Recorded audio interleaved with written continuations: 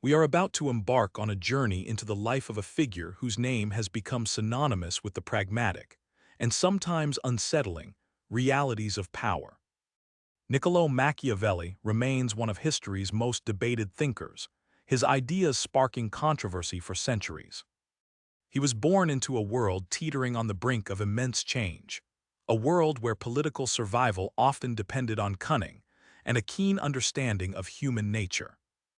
In this deep dive, we will trace his path from a Renaissance Florentine citizen to the author of texts that continue to challenge our understanding of governance and morality.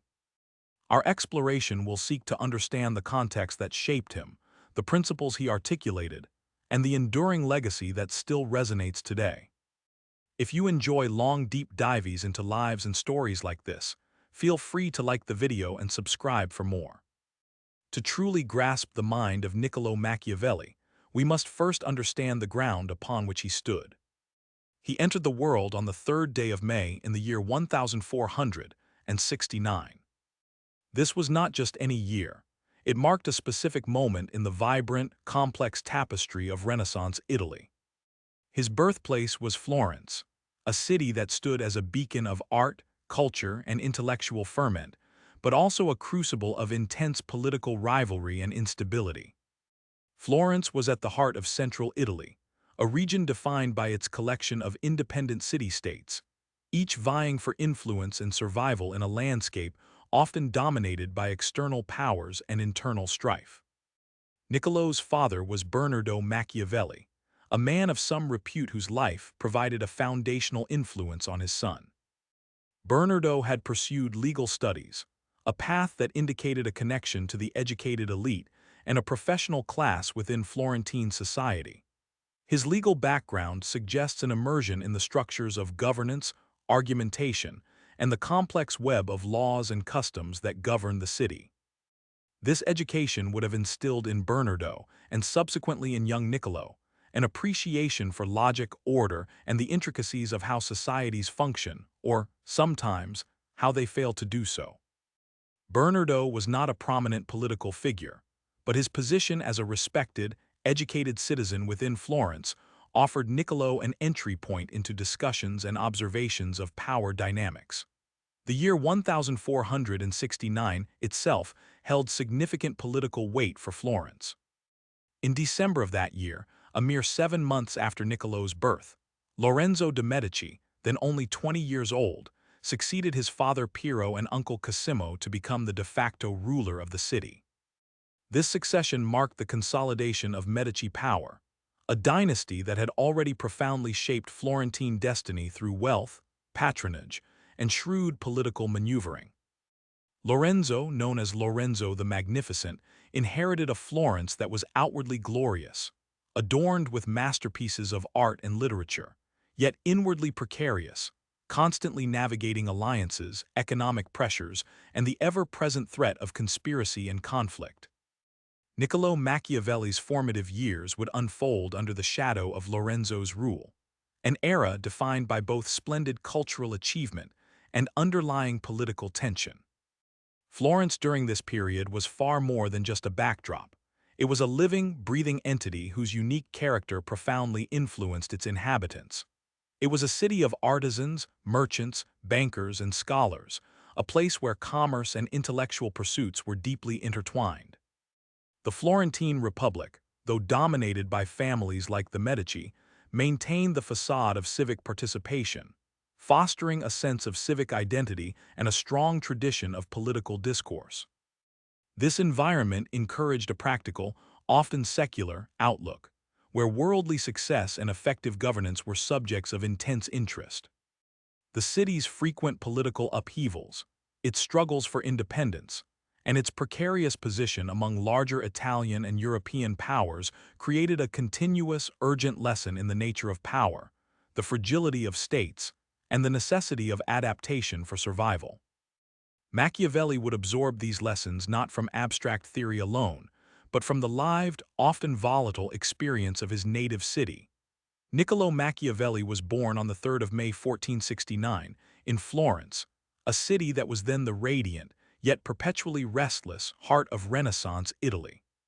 His father, Bernardo Machiavelli, was a lawyer, a profession that, while respected, did not grant his family significant wealth or exalted social standing. Bernardo, a man of letters and of a scholarly bent, seems to have been more interested in the study of law than in the accumulation of riches. He was diligent in his practice, and his efforts provided a modest but stable income for his family, allowing Niccolo to receive a sound humanist education. Bernardo himself was a man of intellect, keeping a detailed diary that offered a window into the economic and social realities of the time, and which young Niccolo would later inherit and perhaps draw inspiration from. The year of Niccolo's birth was a pivotal one for Florence. In December 1469, the 20-year-old Lorenzo de' Medici succeeded his father, Piero, as the de facto ruler of the Republic. This succession marked the continuation of the Medici dynasty's dominance, a family that had, through astute financial dealings and careful political maneuvering, become the most powerful force in Florentine life. Lorenzo, soon to be known as the Magnificent, inherited not just a city but a complex web of alliances, rivalries, and burgeoning artistic and intellectual movements.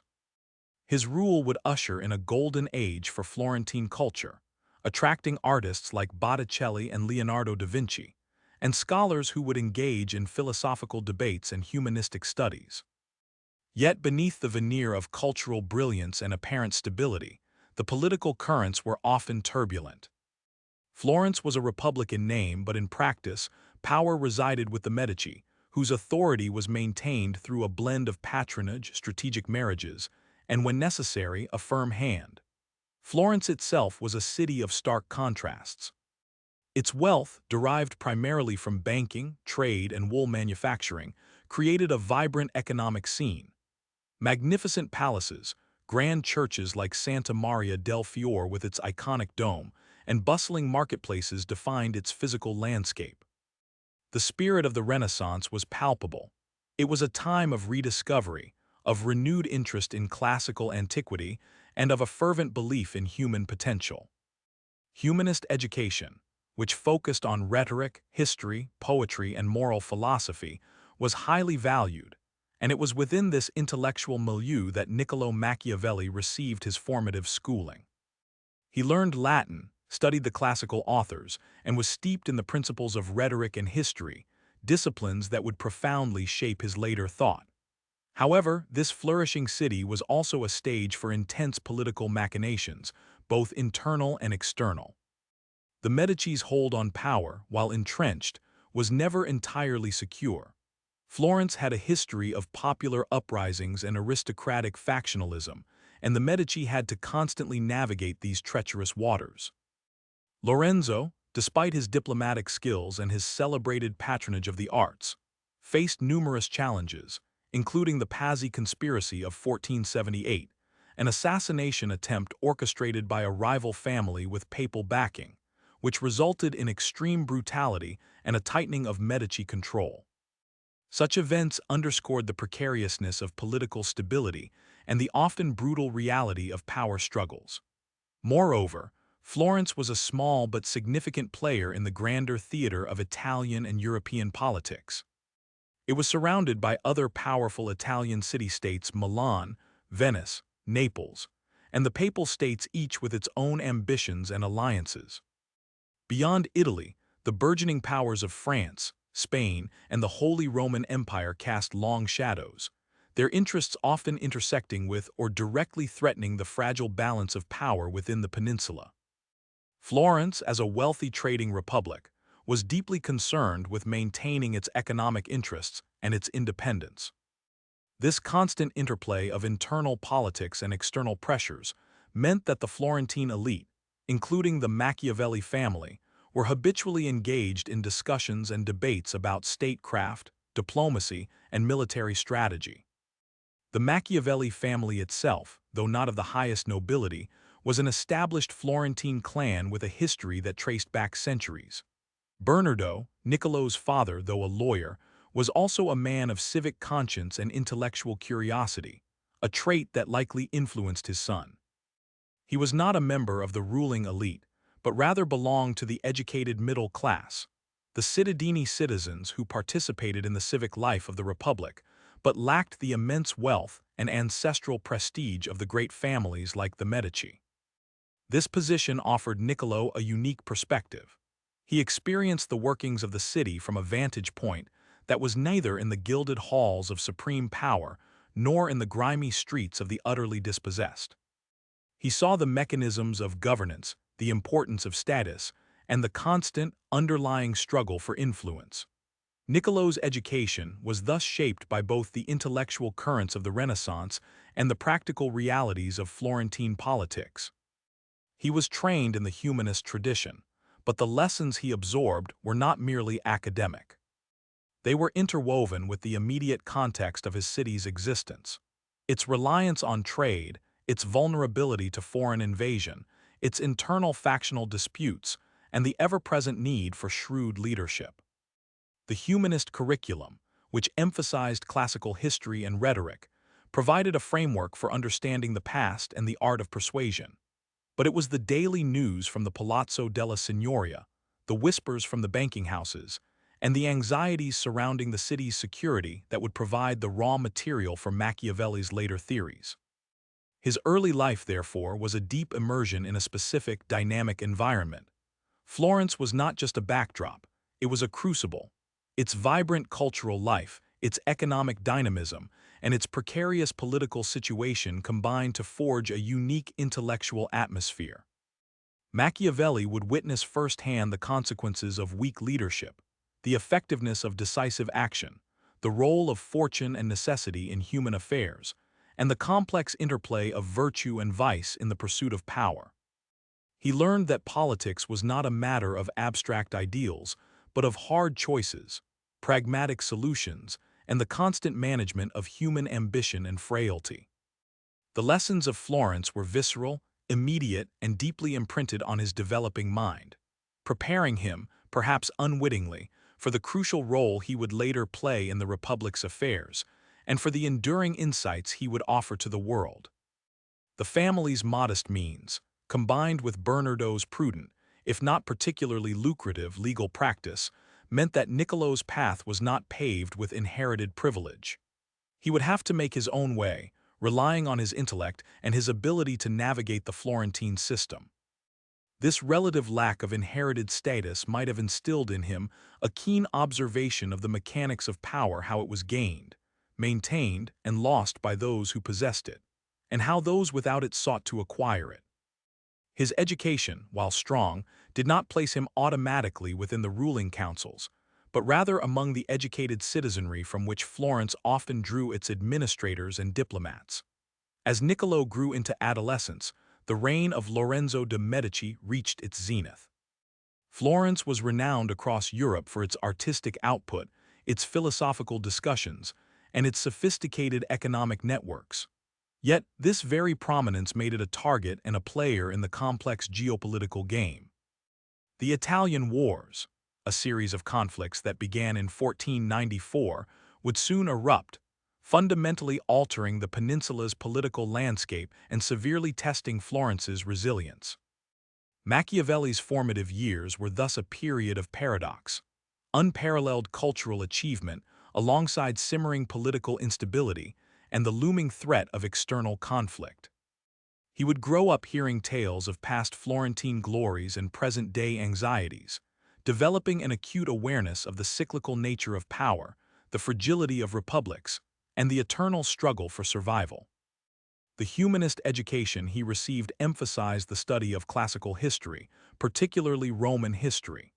Scholars like Livy and Tacitus provided detailed accounts of republics, empires, and the lives of great leaders. These texts were not merely academic exercises. They were seen as repositories of practical wisdom, offering examples of how to govern, how to wage war, and how to avoid the pitfalls of corruption and decline.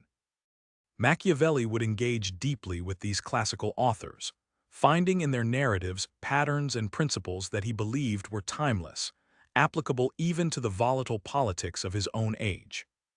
He learned to admire the discipline, the civic virtue, and the military prowess of the Romans, and to draw parallels with the perceived decadence and disunity of contemporary Italy. His studies likely included the works of other Renaissance humanists who debated political theory, drawing on Aristotle, Plato, and Cicero. These discussions often revolved around the ideal republic, the nature of justice, and the qualities of a good ruler.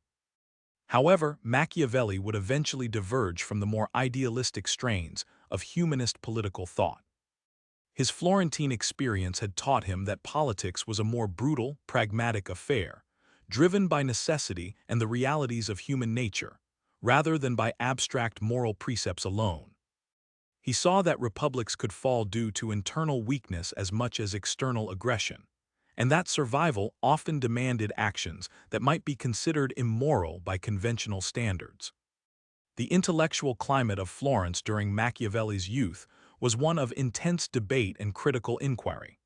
The rediscovery of classical texts spurred new ways of thinking about governance, ethics, and the human condition. The Medici, particularly Lorenzo, fostered an environment where intellectual pursuits flourished, although this patronage was always intertwined with the maintenance of their political authority. Machiavelli, coming from a less privileged background, would have been keenly aware of the social and political hierarchies that defined Florentine society. He observed how wealth, family connections, and the favor of the ruling power translated into influence and opportunity. His education provided him with the tools to analyze these dynamics, to understand the underlying currents of Florentine life that shaped its political destiny. The paternal influence of Bernardo, a man who valued intellect and civic engagement, was undoubtedly significant. While not a political figure himself, Bernardo provided his son with the necessary foundation in education, and instilled in him an appreciation for learning and for the workings of the world around him. The relatively modest circumstances of the Machiavelli family might have also cultivated a certain independence of thought, and a critical eye towards the ostentaments of power and wealth. Machiavelli would learn to look beyond the surface, to question assumptions, and to seek the practical realities that lay beneath the veneer of political discourse. His early life in Florence, therefore, was not merely the upbringing of a scholar, but the immersion of an observer in a complex, challenging, and ultimately consequential urban environment. The lessons of Florentine history, the lessons of its present-day struggles, and the lessons of its intellectual ferment would all converge, preparing Niccolò Machiavelli to become one of history's most original and provocative thinkers on the nature of power and the art of governance. The city's unique blend of Renaissance brilliance and political volatility would become the fertile ground from which his seminal works would eventually grow, offering a starkly realistic, yet profoundly insightful, perspective on the eternal human quest for stability, order, and survival. In the swirling political and religious currents of Florence, a powerful voice began to dominate, one that challenged the very foundations of the Renaissance spirit. Girolamo Savonarola, the Dominican friar, preached with an intensity that captivated many and terrified others. His sermons decried the perceived decadence of the age, targeting not only what he saw as moral corruption, but also the intellectual pursuits that defined Florentine humanism. He declared it sinful to study the pagan classics of Rome and Greece, viewing them as distractions from true Christian devotion. This austere stance represented a profound schism, pitting a fiery, apocalyptic religious vision against the era's embrace of classical learning and earthly achievement, a tension Machiavelli would have observed keenly from his vantage point within the city. This period of religious fervor coincided with significant external pressures on Florence. The Republic was locked in a protracted struggle to regain control of Pisa, a wealthy port city that had rebelled and declared its independence some years prior. For a mercantile power like Florence, losing access to its vital port was an economic catastrophe and a deep humiliation. Consequently, Florence mounted a sustained, often desperate campaign to reconquer Pisa, a military endeavor that consumed resources and attention, shaping the city's strategic outlook and internal politics. This ongoing conflict was a stark reminder of the fragility of Florentine power and the constant challenge of maintaining its dominion. The war against Pisa was not merely a military undertaking. It was a complex diplomatic and political battlefield, fraught with the potential for miscalculation and disaster. During one phase of this protracted conflict, a significant diplomatic mission found itself in peril. Giovanni de' Medici, an influential figure serving as the papal legate to the Florentine army, was captured by the formidable French forces operating in the region. The French presence and their ability to apprehend such a high-ranking dignitarian underscored the precarious international landscape and Florence's vulnerability. This event highlighted the volatile alliances and the ever-present threat posed by foreign powers, a reality Machiavelli was beginning to understand through his involvement in Florentine affairs. It is against this backdrop of religious upheaval, military struggle, and shifting political power that Niccolo Machiavelli began to formulate his unique understanding of the state and governance. Observing Savonarola's rise and fall, the Republic's persistent efforts to manage its territory, and the international chess game played by larger powers, Machiavelli developed a pragmatic, almost clinical approach to politics. He did not seek abstract ideals or divine justifications for power, but rather examined how states actually functioned, how rulers maintained control, and what actions, however morally ambiguous, were necessary for survival and stability.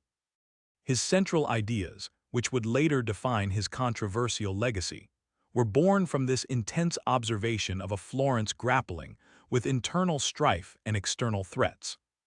He came to believe that the essence of effective statecraft lay not in piety or fortune, but in the shrewd application of power and the understanding of human nature in its most unvarnished form.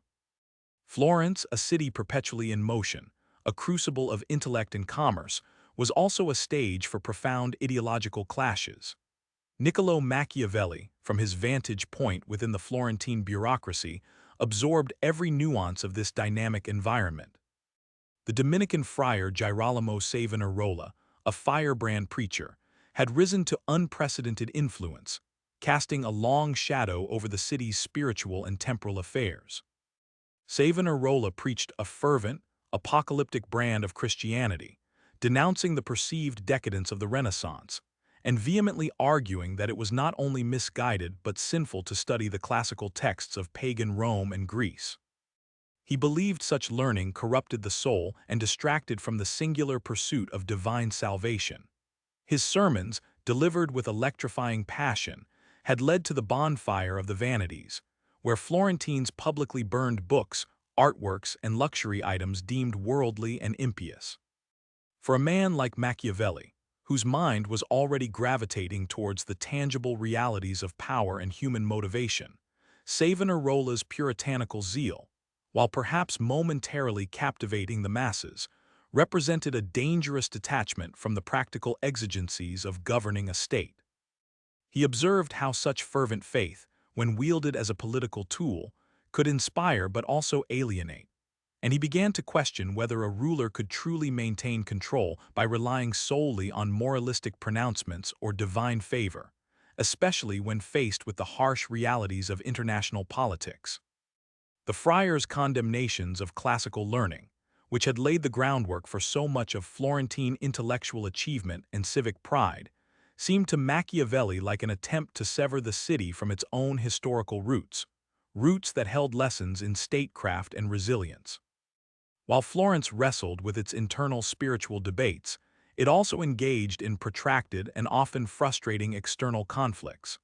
One such struggle, which consumed significant resources and attention, was the long-standing campaign to reconquer the port city of Pisa. Pisa, a vital maritime city that had rebelled against Florentine rule, represented a significant economic and strategic loss for the Republic. Florence had been trying to regain control of Pisa for years, and this persistent effort was a constant source of anxiety and a test of Florentine resolve and military capability. The campaigns were expensive, often resulted in setbacks, and demanded sophisticated diplomatic maneuvering as well as military might. Machiavelli, as a secretary in the Second Chancery of the Republic, was privy to the dispatches, the strategies, the financial reports, and the often disheartening news from the front. He saw firsthand how the ambition of a state clashed with the harsh realities of warfare, logistics, and the unpredictable loyalties of mercenary captains. During one particularly arduous phase of this Pisan campaign, a significant diplomatic and military incident occurred that underscored the precariousness of Florence's position and the complex web of alliances and rivalries in Italy. Giovanni de' Medici, the papal legate to the Florentine army, had been captured by the French army. The French, often involved in Italian affairs through their claims to Naples and their shifting alliances with various Italian states, posed a constant threat. The capture of a high-ranking official, particularly one representing the Pope, was a grave matter. It highlighted Florence's vulnerability, the entanglement of its military efforts with broader European power plays, and the potential for personal fortunes and diplomatic missions to go disastrously wrong. Machiavelli would have analyzed this event not just for its immediate diplomatic fallout, but as a symptom of deeper issues: the reliance on foreign powers, the effectiveness of Florence's own military apparatus, and the need for astute leadership that could navigate such perilous waters. He would have noted the panic, the hurried negotiations, and the sheer unpredictability that such an event introduced into the carefully constructed plans of state. It was in these moments, observing the consequences of political missteps, the raw exercise of power, and the vulnerability of even powerful figures, that Machiavelli's core ideas began to crystallize. He saw that stability and survival depended not on abstract ideals or pious pronouncements, but on a clear-eyed understanding of human nature, its ambitions, its fears, its betrayals, and the pragmatic, sometimes ruthless, application of power to shape events and secure the state's interests. The capture of Giovanni de' Medici, like Savonarola's fervent sermons and the agonizing Pisan War, became another brick in the foundation of his nascent political philosophy, a philosophy that would eventually challenge the prevailing moralistic view of governance and offer a starkly realistic appraisal of what it takes to acquire and maintain political authority. Machiavelli's role in Florentine diplomacy and governance offered him a unique laboratory for his observations. His work for the Republic meant he was not merely an academic observer but an active participant, albeit in a bureaucratic capacity, in the affairs of state. He was sent on missions, negotiated treaties, and advised on matters of war and finance. These experiences, spanning years and involving interactions with a diverse cast of characters from Florentine citizens and merchants to foreign ambassadors and military commanders, provided him with a rich tapestry of real-world examples. He saw how republics functioned, how princes wielded their influence, and how the tides of fortune could lift a state to glory or cast it into ruin. He learned, for instance, the critical importance of a state's military strength and its independence. Florence's reliance on mercenary troops, a common practice among Italian city-states, often proved unreliable, expensive, and ultimately ineffective. Machiavelli witnessed firsthand how these hired soldiers, motivated by coin rather than patriotism, could be disloyal, inefficient, and even dangerous to the state they were meant to serve. This led him to champion the idea of a citizen militia, a standing army composed of Florentine men, trained and loyal to the Republic. He argued that such a force, bound by civic duty and personal investment in the state's well-being, would be far more dependable and effective than any band of mercenaries. This was not merely a military reform. It was a profound statement about the relationship between the citizen and the state, and the essential role of military power in ensuring sovereignty. Furthermore, Machiavelli grappled with the concept of virtù, a term that in his hands transcended mere moral virtue.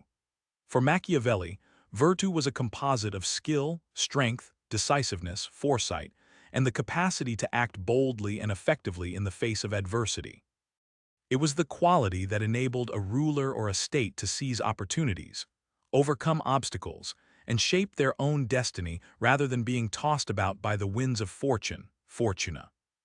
He saw virtù in the actions of historical figures, both ancient and contemporary, who achieved greatness not by adhering strictly to conventional morality, but by adapting their actions to the demands of the times, by being willing to employ cruelty when necessary, deception when advantageous, and force when required. His experiences also deepened his understanding of human nature's inherent complexities and contradictions. He observed that while people might aspire to noble ideals, their actions were often driven by self-interest, ambition, fear, and a desire for security. This led him to the controversial conclusion that a ruler must often be prepared to act in ways that would be considered immoral in private life, if those actions were necessary for the preservation and prosperity of the state. He did not advocate for gratuitous cruelty or vice, but he argued that a prince who wished to maintain his state must learn how not to be good, and to use this knowledge according to necessity.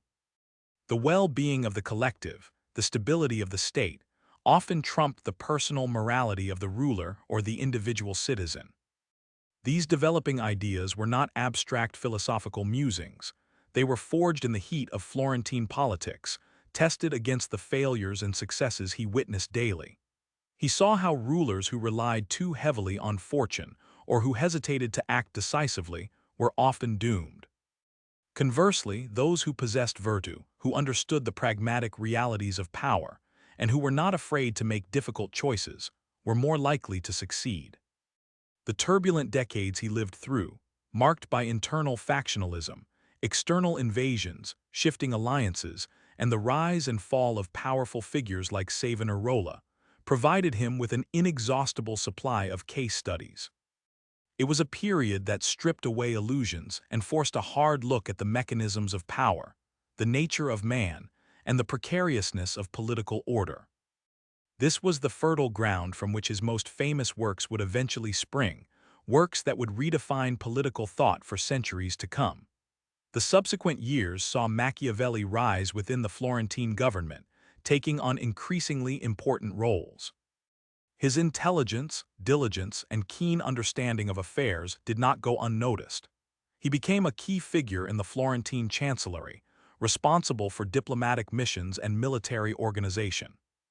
This practical immersion in the machinery of governance provided him with unparalleled insight into how states operated, how decisions were made, and how power was exercised and often misused at the highest levels. He was dispatched on numerous diplomatic embassies, traveling to the courts of France, the Holy Roman Empire, and various Italian states.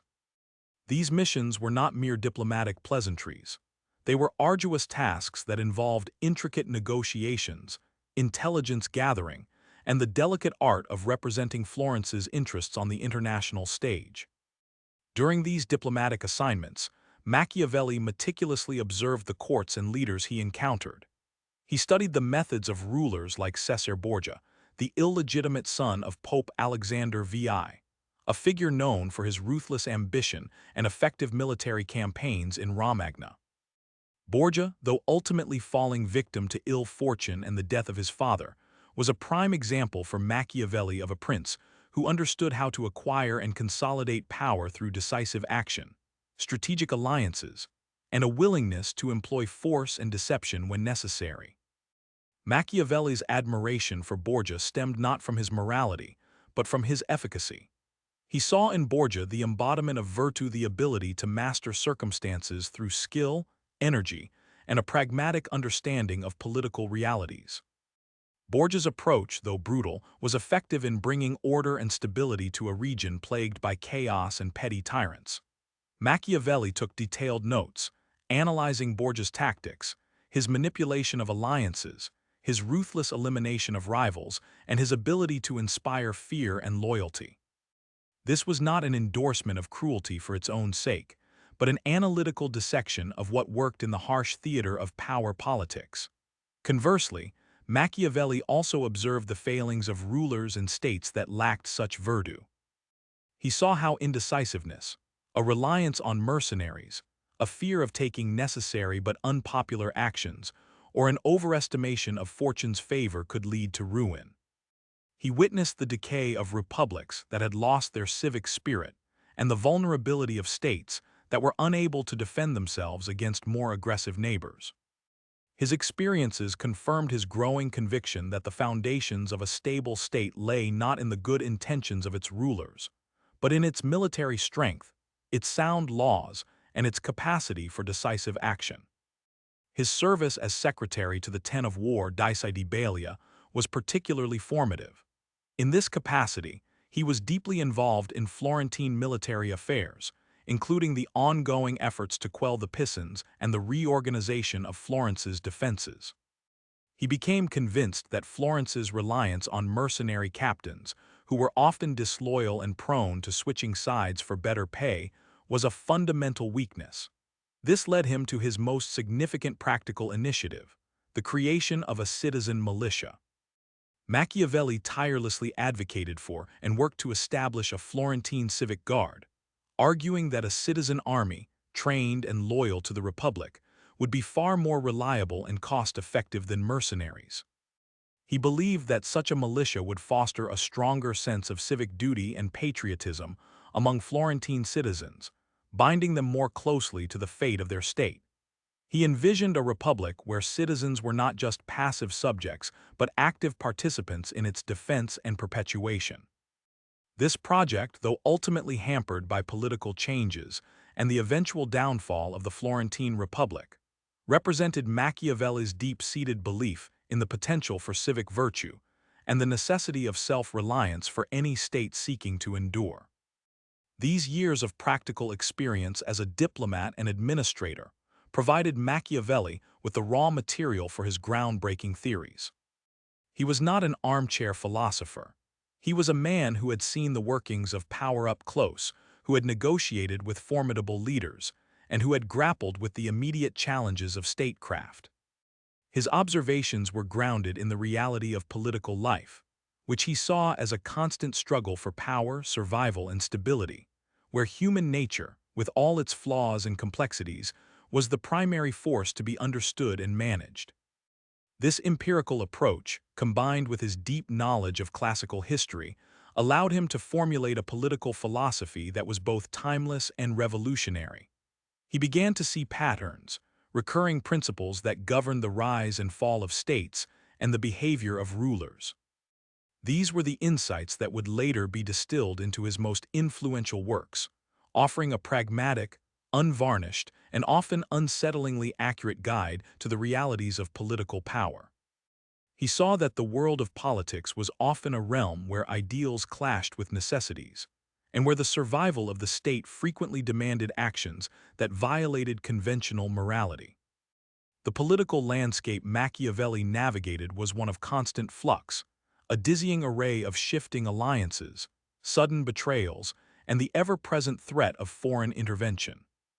Italy itself was fragmented into numerous competing states-kingdoms, duchies, republics, and the Papal States making it a ripe target for larger European powers like France, Spain, and the Holy Roman Empire.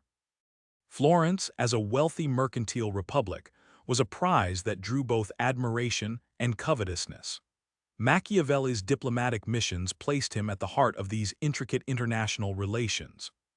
He learned to decipher the true intentions behind flowery diplomatic language, to assess the military strengths of potential adversaries, and to understand the economic levers that influenced political decisions.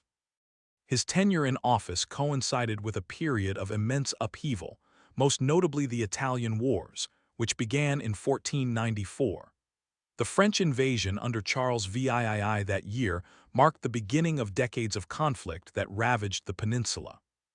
Machiavelli saw firsthand the devastating impact of these wars on Italian states, their economies, and their populations. He witnessed the arrogance and ambition of foreign monarchs, the corruption and indecisiveness of some Italian rulers, and the suffering of the people caught in the crossfire. This experience reinforced his belief that a strong, well-organized state capable of defending itself was not merely desirable but essential for survival. He became acutely aware that a state's security depended not only on its internal stability, but also on its ability to navigate the treacherous currents of international power politics. The concept of fortuna was as central to his understanding as virtue. He observed that while human agency, through virtue, could shape events, There were always unpredictable elements, luck, chance, unforeseen circumstances that could alter the course of history. He believed that a wise ruler or state would strive to maximize their virtue to control as much of their destiny as possible, while remaining prepared to adapt and react to the inevitable interventions of fortuna. He used the metaphor of a raging river. Fortuna is a tempestuous river that, when it floods, sweeps away everything in its path. But during calm periods, a wise person can build dikes and canals to channel its waters when it rages. This meant not just preparing for the worst, but actively trying to mitigate its impact and exploit any advantages that might arise from unexpected turns of events. Machiavelli's analysis was not merely descriptive, it was prescriptive. He sought to extract practical lessons from history and contemporary events that could guide rulers and republics towards stability and success. He was deeply interested in the mechanisms of power, how it was acquired, how it was maintained, and how it was lost. He concluded that power was often rooted in the ability to inspire fear, to command loyalty, and to act decisively. He distinguished between different types of states and rulers, analyzing the strengths and weaknesses of principalities versus republics, and the characteristics of new princes, who had to forge their power in challenging circumstances, versus hereditary rulers who inherited their authority. His understanding of human motivation was crucial to his theories. He believed that people were fundamentally self-interested and motivated by a desire for security and prosperity. Therefore, a ruler could not rely on the inherent goodness of his subjects, but must understand their motivations and use them to the state's advantage. This often meant using force or the threat of force to maintain order, as fear, he argued, was a more reliable motivator than love. However, he was careful to qualify this, stating that a ruler should avoid being hated, as widespread hatred could lead to rebellion and ultimately undermine his power. The goal was to be feared, but not hated. This nuanced understanding of human psychology, stripped of idealistic assumptions, formed the bedrock of his pragmatic approach to politics.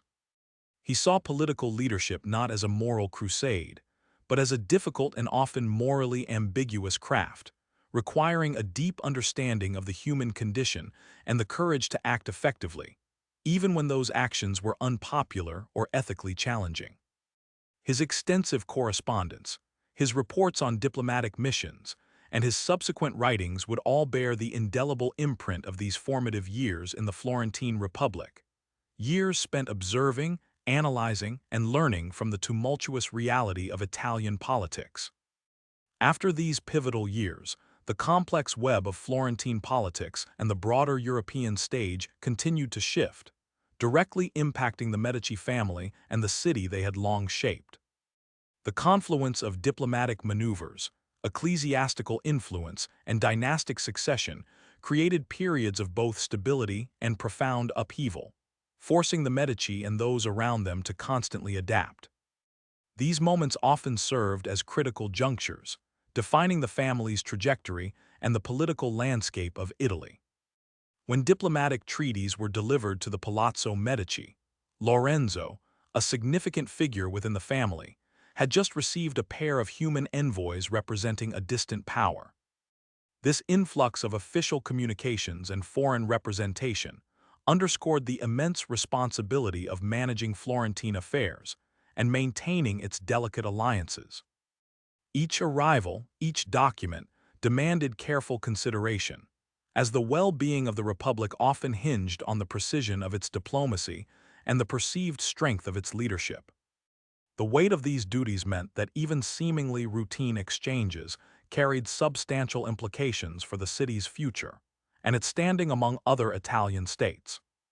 The influence of the papacy remained a dominant force, and on one occasion the Pope dispatched his cousin, Cardinal Giulio de' Medici, to assume temporary charge of Florence.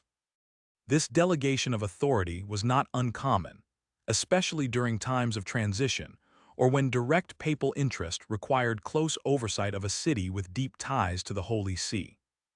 Cardinal Giulio, a man of considerable administrative experience and significant ecclesiastical standing, brought with him a distinct brand of governance, often navigating the intricate Florentine guilds and powerful families with a blend of spiritual authority and temporal pragmatism.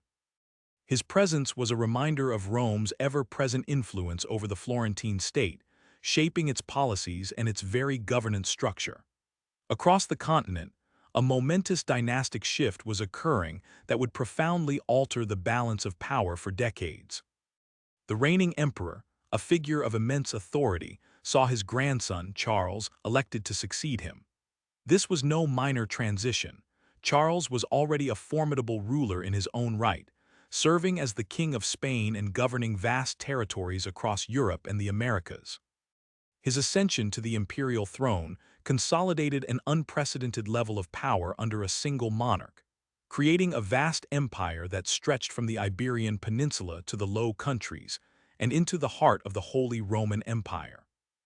This burgeoning imperial might cast a long shadow, influencing Italian politics, trade, and the intricate dance of alliances and rivalries that characterized the period. These periods of major turning points, particularly concerning the Medici family, were not isolated incidents, but part of a continuous narrative of challenge and adaptation. The family, accustomed to wielding significant power, faced constant pressures from internal factions, rival dynasties, and external imperial or papal ambitions. The ability to navigate these complex dynamics, often by strategic marriages, astute financial management, and decisive political action, defined their enduring influence. Each crisis averted, each opportunity seized, became another layer in the rich, often turbulent history of the Medici and their indelible mark on Florence and beyond. The family, accustomed to wielding significant power, faced constant pressures from internal factions, rival dynasties, and external imperial or papal ambitions. The ability to navigate these complex dynamics, often by strategic marriages, astute financial management, and decisive political action, defined their enduring influence. Each crisis averted, each opportunity seized, became another layer in the rich, often turbulent history of the Medici and their indelible mark on Florence and beyond. The narrative of the Medici is inextricably linked to the ebb and flow of Florentine fortunes, a saga punctuated by moments of unparalleled brilliance and devastating reversals.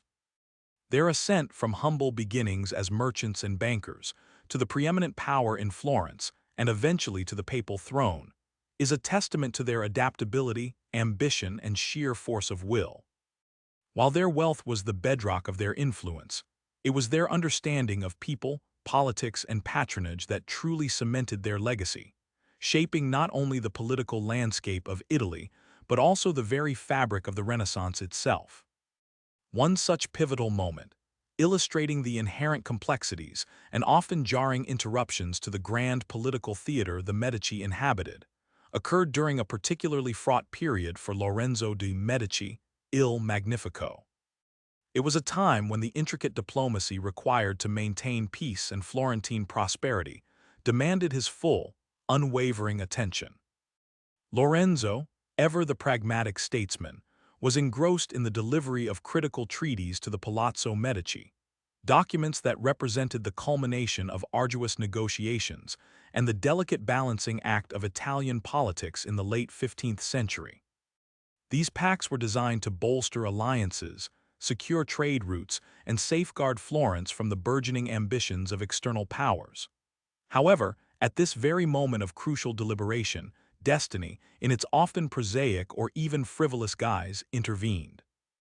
Lorenzo had just received a pair of hunting hounds, a gift perhaps intended to offer a brief respite from his weighty responsibilities, a symbol of aristocratic leisure that starkly contrasted with the gravity of the political parchments he held. This juxtaposition, the hounds, eager panting and restless energy against the silent, weighty pronouncements of state, captured the dual nature of Medici life.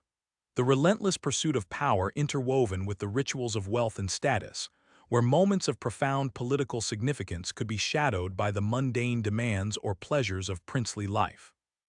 It served as a subtle, yet potent, reminder that even the most powerful figures were subject to the unexpected interruptions of life, forcing a swift recalibration between the demands of statecraft and the personal sphere, a skill the Medici honed to near perfection. Florence, for all its republican ideals and artistic flourishing, was often a pawn in the larger games played by popes and emperors. When direct Medici control waned or was challenged, the city's fate frequently rested in the hands of papal appointees or ambitious condottieri. A significant instance of this precarious balance came with the intervention of the papacy. Following a period of Medici exile or during a perceived threat to papal interests, the Pope decided to dispatch his cousin, Cardinal Giulio de' Medici, to take temporary charge of Florence. This act, ostensibly designed to ensure stability and maintain order, highlighted the Vatican's deep involvement in Florentine affairs and the fluid nature of power. Cardinal Giulio, a figure of considerable intellect and political acumen, was a Medici by blood, yet his authority stemmed directly from Rome. His tenure, though temporary, represented a critical juncture. It underscored the family's complex relationship with the papacy, a relationship that would ultimately see one of their own ascend to the highest ecclesiastical office, but also one that often dictated their fortunes in Florence. The cardinal's administrative presence in the Palazzo Medici symbolized a period where Florentine autonomy was mediated through papal influence, a common theme in the city's tumultuous history, where republican aspirations frequently clashed with the ambitions of powerful families and ecclesiastical authorities. The trajectory of the Medici family reached its zenith, and arguably its most complex phase, through their entanglement with the imperial crown. This was a period shaped by the monumental figure of Emperor Charles V. Charles, a man whose dominion spanned vast swathes of Europe and the Americas, was not merely a foreign potentate, but a figure whose lineage was tied, however distantly, to the very fabric of Italian power politics. The crucial point here is that Charles's ascension to the imperial throne was preceded by his election as King of Spain. This dual role was immensely consequential.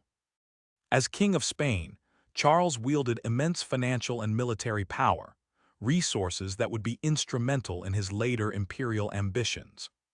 His grandfather, Maximilian I, had indeed been wholly Roman emperor, and it was through dynastic inheritance and strategic maneuverings that Charles secured his succession. The implication for the Medici was profound. An emperor who was also the king of the most powerful nation in Europe represented an unprecedented concentration of power, capable of overwhelming smaller Italian states like Florence. The Medici, particularly Pope Clement VII, Giulio de' Medici, the same cardinal who had temporarily governed Florence, found themselves in an extremely vulnerable position, caught between the insatiable appetites of the Habsburg Emperor and the shifting alliances of European powers. The marriage of Clement VII's niece, Catherine de' Medici, to King Henry II of France was a desperate attempt to counter Habsburg dominance, showcasing the extreme measures the Medici undertook to preserve their influence and Florence's precarious independence. The election of Charles V as Holy Roman Emperor in 1519 was a major turning point, fundamentally altering the geopolitical landscape and forcing the Medici, especially in their papal capacity, into a series of complex and often disastrous political calculations. The subsequent sack of Rome in 1527, a cataclysmic event where imperial troops brutalized the Eternal City, was a direct consequence of Clement VII's wavering allegiance and the emperor's overwhelming might, plunging the papacy and Italy into chaos and profoundly impacting the Medici's standing. These instances, from the mundane interruption of Lorenzo's treaty work to the grand geopolitical shifts brought about by Charles V, illustrate the major turning points that define the Medici's long and often perilous journey. Their history is not a linear march towards inevitable triumph, but a dramatic saga marked by periods of unprecedented power followed by exile, by artistic flourishing overshadowed by political strife, and by the constant adaptation to changing tides of fortune and power. The family's genius lay not just in accumulating wealth, but in their ability to leverage that wealth and their Florentine base to become players on the international stage. Their survival and influence through centuries of intrigue, war, and shifting allegiances required an almost superhuman capacity for foresight, resilience, and ruthless pragmatism. The decline of the Republic of Florence and the eventual establishment of the Medici Grand Duchy under Cosimo I marked another such turning point, transforming the family from ostensibly republican patrons into hereditary rulers, a shift that cemented their dynasty, but also signaled the end of a certain era of Florentine civic spirit. The loss of their banking empire, once the engine of their power, to rivals and changing economic winds, forced further reinvention, with successive generations focusing more intently on political maneuvering and territorial control, culminating in ducal and later grand ducal titles granted by imperial and papal authority. Each crisis, from the Pazzi conspiracy to the papal schisms, each strategic alliance, be it through marriage or treaty, each cultural monument, from Brunelleschi's dome to Michelangelo's David, serves as a marker in this epic narrative, a testament to the multifaceted and enduring impact of the Medici on the Renaissance and the world. Their legacy is a complex tapestry woven from threads of genius and ambition, piety and political expediency, immense wealth and profound cultural investment, a story that continues to captivate and inform our understanding of power, art, and the human condition. We are at the end of Niccolo Machiavelli's long and complex journey, looking back from the vantage point of his completed works and his enduring legacy, a legacy deeply interwoven with the very fabric of Florence itself. His final years were a period of both intellectual culmination and, perhaps, a quiet reckoning with the world he had so meticulously observed and dissected. The immense scope of his historical undertaking, the history of Florence, completed around March of 1525, serves as a monumental testament to his dedication. This magnum opus, spanning more than 1,000 years of the city's tumultuous existence, was more than a mere chronicle. It was an attempt to understand the enduring patterns of power, fortune, and human nature that had shaped his beloved republic.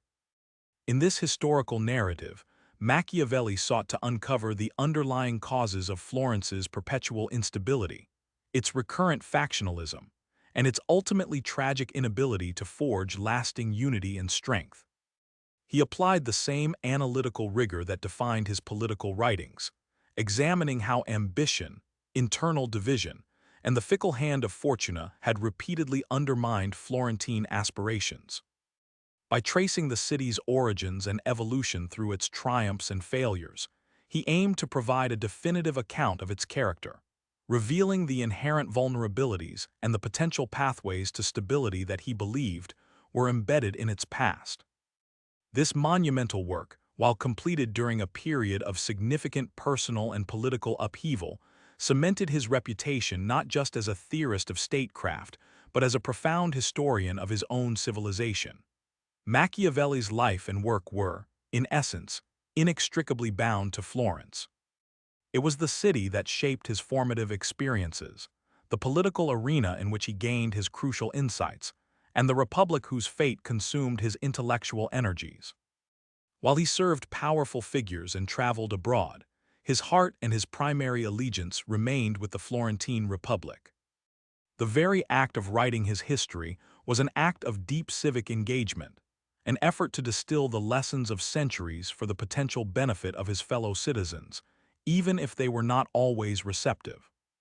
His eventual recommendation for a position within the Florentine government, facilitated by an impressed Giulio de' Medici, who then alerted Pope Leo, signifies a late career attempt to reintegrate into the civic life he had so eloquently chronicled and advised. Though this specific opportunity may not have fully materialized in the way he might have hoped, it underscores his persistent desire to contribute to Florence's governance, even after years of political marginalization. The profound impact of Machiavelli's ideas cannot be understood apart from his Florentine context. He witnessed firsthand the fragility of republican governance, the corrupting influence of entrenched power, and the desperate need for effective leadership in turbulent times. His analyses, often seen as starkly pragmatic, were born from a deep-seated, if often frustrated, patriotism. He did not advocate for tyranny for its own sake, but rather for a politics capable of ensuring the security and prosperity of the state, which for him meant the flourishing of Florence. The enduring questions he raised about the relationship between morality and political necessity, about the nature of power, and about the psychological underpinnings of leadership continue to resonate because they were forged in the crucible of Florentine experience. His ultimate legacy is that of a sharp, unflinching diagnostician of the human condition within the political sphere, a thinker whose insights, however controversial, remain vital for understanding the perennial challenges of collective human endeavor, had established. Yet it was precisely this complex tapestry of political intrigue, constant warfare, and shifting allegiances that provided the fertile ground for Machiavelli's unique brand of political analysis. His life, therefore, was not merely an observer's detached study, but an active participant's immersion in the realities of power. The influence of his family, the Machiavelli, though not of the highest Florentine nobility, was significant enough to ensure him a respectable education. This education would have been steeped in the classical tradition, yet it was the volatile present that truly shaped his thinking. The turbulent political landscape of Italy in the late 15th and early 16th centuries, a fragmented peninsula ripe for foreign intervention and internal strife, became his laboratory. The Medici family's rise and fall, the brief Florentine Republic, the Savonarola interlude, and the omnipresent threat of larger European powers like France and Spain, these were the forces Machiavelli observed and internalized. After the fall of the Florentine Republic in 1512 and the restoration of the Medici, Machiavelli, who had served the Republic with dedication and considerable skill, found himself purged from public life. This period of enforced idleness, though bitter, was paradoxically his most fertile for intellectual production. Stripped of his official duties, he retreated to his small estate at Sant'Andrea in Percussina, a modest farm outside Florence. It was here, amidst the olive groves and vineyards, that he penned his most influential works, including the Prince and the Discourses on Livy. The decree of his dismissal, dated November 7, 1512, was unequivocal. He was barred from holding public office and from entering the Palazzo Vecchio, the seat of Florentine government. This abrupt end to his political career deeply wounded him, as evidenced by the poignant letters he wrote to his friend Francesco Vettori. In one letter, he describes his life in exile, his days spent in the fields and his nights in conversation with the ancients, poring over their texts to understand the lessons they offered for the present. This forced leisure, a consequence of political misfortune, paradoxically enabled him to distill his practical experience into enduring theory. His writings from this period were an attempt to grapple with the questions that had plagued his public life. How does one acquire and maintain power? What are the true principles of statecraft? How can a state endure in a world of constant flux and inherent human corruption? He sought not abstract philosophical ideals, but practical, actionable advice, grounded in the historical record and his own first-hand observations. Machiavelli's personal circumstances sometimes intertwined with the very powers he analyzed. While in exile, he sought patronage and a return to favor, particularly from the Medici. His efforts to ingratiate himself with the new regime, including offering his services and writing works tailored to their interests, can be seen as a pragmatic, albeit sometimes awkward, aspect of his political realism. He understood that survival and influence often depended on aligning with the current powers, even if those powers had previously been his adversaries. It is crucial to remember the historical context of early 16th century Italy. The peninsula was a fractured landscape, a tempting prize for powerful foreign monarchs like Louis XII of France and Ferdinand II of Aragon. This era of intense external pressure and internal division highlighted the critical need for strong, effective governance. Machiavelli's focus on the means necessary to preserve the state, even if morally ambiguous by conventional standards, stemmed directly from this perceived existential threat. He witnessed firsthand the disastrous consequences of weak leadership and internal division, which invited foreign domination and led to widespread suffering for the populace. The psychological dimension of leadership was also a constant preoccupation. Machiavelli understood that a ruler could not rely solely on force or virtue. He must also master the art of perception and manipulate human emotions. He famously argued that it is better for a prince to be feared than loved if he cannot be both, as fear is a more reliable bond than affection, which can be easily broken. This was not a call for gratuitous cruelty, but a cold assessment of human nature. Individuals are often self-interested, fickle, and prone to betrayal.